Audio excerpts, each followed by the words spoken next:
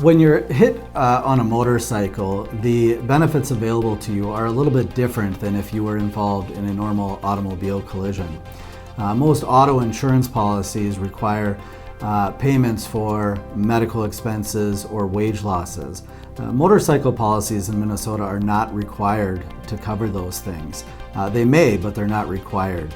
It's important to hire a lawyer who knows where to look for those benefits for you.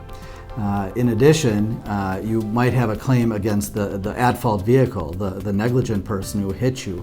But those parts of the claims can take a long time. And right away, you're going to be worried about medical expenses or not working and those sorts of things. And so finding somebody who knows where to look for those things is going to be helpful. One way might be your health insurer is going to have to pay some of your medical expenses. And they'll do that because they're contractually obligated to do so, but they might look to be paid back at the end of your case for any of the monies that they've spent.